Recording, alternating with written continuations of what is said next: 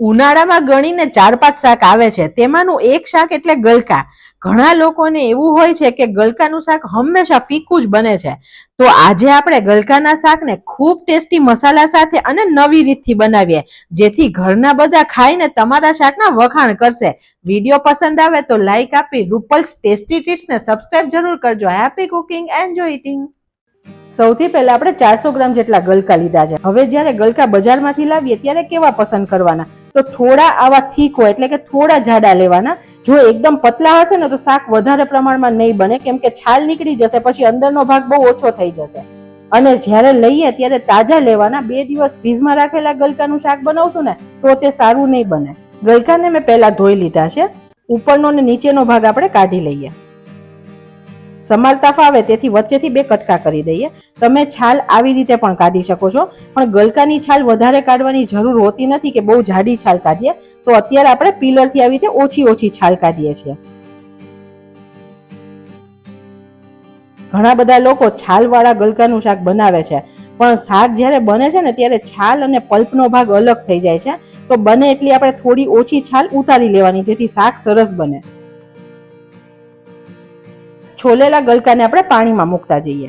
હવે ફ્રેન્ડ્સ, એકદમ ઇમ્પોર્ટન્ટ વાત કહું, ગલકા ઘણીવાર કડવા પણ નીકળે છે, તો આપણે ચાખવા જરૂરી છે. તો આપણે જ્યારે એક ગલકાની છાલ કાઢીએ ને ત્યારે તેને ચાખી લેવાનું, કેમ કે જો બધા ગલકાની સાથે કાઢશો ને તો કયો અડધો ભાગ કડવો છે ને તે નહીં ખ્યાલ આવે. તો જે ગલકાની છાલ કાઢો તેને ચાખતા જજો. મેં પણ ચાખ્યું, આ ગલકું બરોબર છે. હવે હું જેટલાની છાલ કાઢીશ તે બધા ચાખી લેવાના, પછી જ સમારવાના. ગલકાને આપણે સમારી લઈએ. તમે જુઓ, તાજા છે તો એકદમ બીનો ભાગ ઓછો છે અને એકદમ કૂણા છે.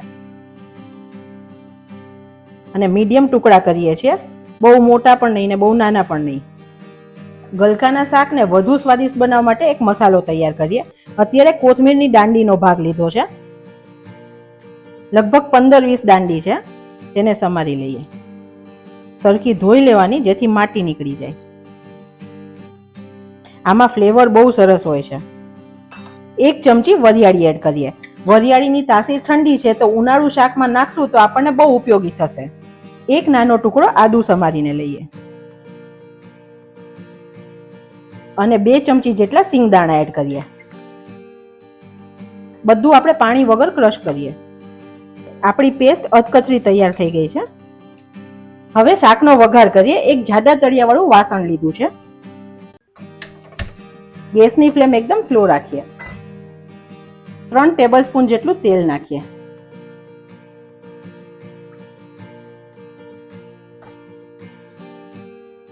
ગલકામાં પોતાનો કોઈ ટેસ્ટ નથી, તો આપણે જે મસાલા અને શાક કરશું તેનો જ ટેસ્ટ આવશે. તો તેલ ઓછું હશે ને તો ટેસ્ટ સારો નહીં લાગે. છતાં પણ તમે જો ડાયટ કંટ્રોલ કરો છો તો તમે ઓછા તેલમાં પણ બનાવી શકશો.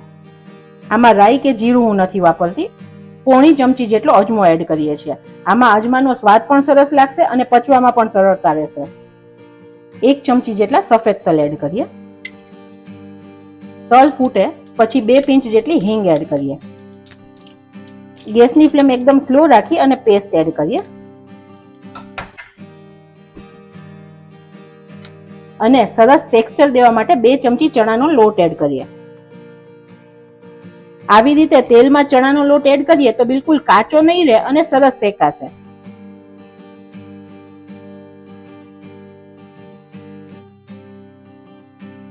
અને જે પેસ્ટ બનાવી તેની પણ સરસ ફ્લેવર આવશે.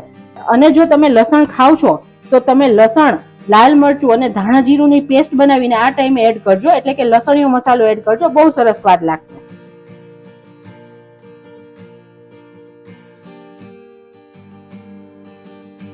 ગલકાનું શાક હોય ને ફ્રેન્ડ્સ, તે પાણીદાર બને અને જ્યારે પીરસે ને ત્યારે આમ પાણીનો રસો અલગ આવે. તે ના થાય તેની માટે સિંગદાણા અને ચણાનો લોટ એડ કર્યો, જેથી ટેક્સચર પરફેક્ટ આવે. એકદમ સરસ અત્યારે સુગંધ આવે છે. 4-5 લીમડાના પાન એડ કરીએ. 1/4 ચમચી જેટલી હળદર એડ કરીએ. 1 ચમચી કાશ્મીરી લાલ મરચું એડ કરીએ.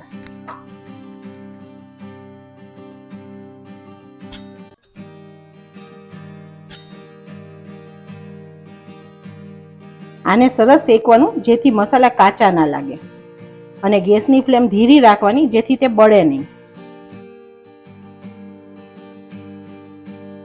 હવે 2 થી 3 ચમચી જેટલું જ પાણી એડ કરીએ. આ કરવાથી આપણે ગલકા નાખીએ ને તો તેનું પાણી રિલીઝ થશે. હવે ગલકા એડ કરીએ. સરસ બધું મિક્સ કરીએ.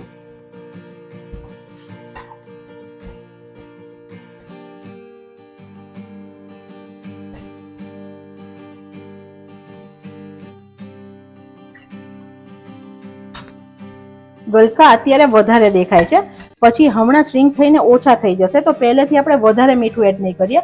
અત્યારે હું 1/4 ચમચી એડ કરું છું અને બીજું 4-5 ચમચી જેટલું પાણી એડ કરીએ. આ પાણી એડ કરવાથી ગલકા પોતાનું પાણી જલ્દી છોડશે.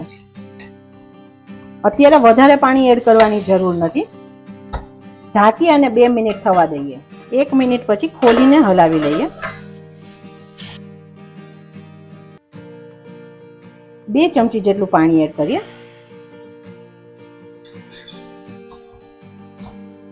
હમણાં મેં 2 ચમચી પાણી પાછું એડ કેમ કર્યું ફ્રેન્ડ્સ? કેમ કે હજુ ગલકાએ પ્રોપર પાણી નહોતું છોડ્યું અને મસાલો નીચે હોય ને તો તે ચોટી જશે. તે ના થાય તેને મોઇસ્ટ રાખવા માટે 1 થી 2 ચમચી જેટલું પાણી એડ કરવાનું, જેથી ગલકા પોતાનું પાણી રિલીઝ કરી શકે. જો બિલકુલ ડ્રાય હશે ને તો તે જલ્દી નહીં રિલીઝ કરી શકે. ઢાંકીને ફરી 2-3 મિનિટ થવા દઈએ.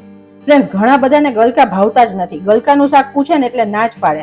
પણ ગલકા ઉનાળુ શાક છે. ઉનાળામાં જ કેમ આવે છે? કેમ કે તેમાં વોટર કન્ટેન્ટ એટલે કે પાણીનો ભાગ બહુ વધારે હોય છે. જેમ તરબૂચ ખાઈએ ઉનાળામાં અને પાણી બહુ વધારે હોય અને આપણને ડિહાઇડ્રેટ ના થવા દે, તેવી રીતે ગલકા પણ તે રીતનું શાક છે. ગલકા અને તુરિયામાં પાણી 80% હોય છે. તો આપણે ઉનાળામાં આ શાક ખાવા જરૂરી છે. અને આજે આપણે એટલું ટેસ્ટી શાક બનાવી છે ને કે હવે કોઈ શાક ખાવાની ના નહીં પાડે. હવે તમને એવું લાગે કે નીચે શાક ચોટે છે, કેમ કે બધાના ઘરે નોનસ્ટિક હોતું નથી ને હવે ઘણા બધા લોકો નોનસ્ટિક અવોઇડ કરે છે વાપરવાનું. તો તેવે ટાઈમે તમે શું કરી શકો? તો તમારે અંદર પાણી એડ વધારે નહીં કરવાનું, પણ ઉપર તમે થોડું પાણી એડ કરી શકશો, જેથી વરાળ થઈ અને નીચે પાણી જશે અને સરસ ગલકા ચડી જશે. દર 1 થી 2 મિનિટ આપણે હલાવી લેવાનું.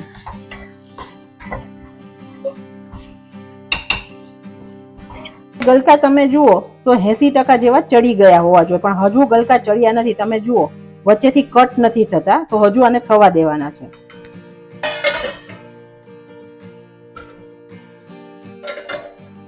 ખોલી રહીએ.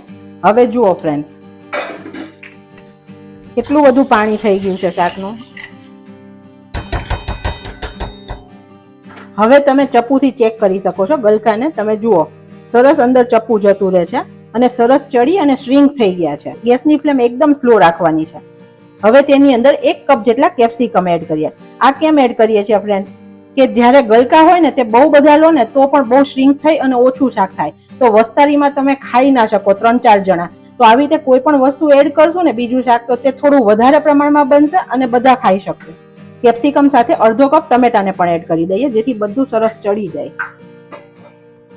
ફરીથી આપણે ઢાંકીને 1 મિનિટ થવા દઈએ. ગેસની ફ્લેમ એકદમ સ્લો રાખજો. આપણે એકવાર સરખું હલાવી દઈએ.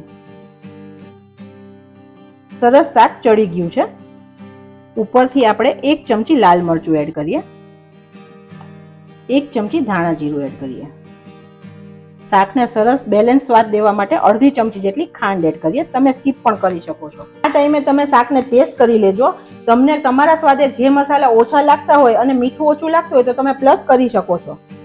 હવે તેલ પણ સરસ છૂટું પડી ગયું છે અને શાક પણ ચડી ગયું છે. ગેસની ફ્લેમ આપણે બંધ કરીએ. આપણે ઘરનું 2 ચમચી દહીં એડ કરીએ છીએ. ગેસ બંધ કરીને કરવાનું, જેથી તે ફાટી પણ નહીં જાય, અને મોળું દહીં એડ કરવાનું. આનાથી ટેક્સચર અને ટેસ્ટ બંને સરસ આવશે. એકદમ ક્રીમી શાક લાગશે ફ્રેન્ડ્સ. હળવા હાથે આપણે તેને મિક્સ કરી દઈએ. તમે જુઓ એકદમ મસ્ત રસરસતું શાક બનીને રેડી થયું છે. ઉપરથી આપણે કોથમીર એડ કરીએ. અન્નપૂર્ણા માની કૃપાથી બેસ્ટ શાક બનીને રેડી છે ફ્રેન્ડ્સ.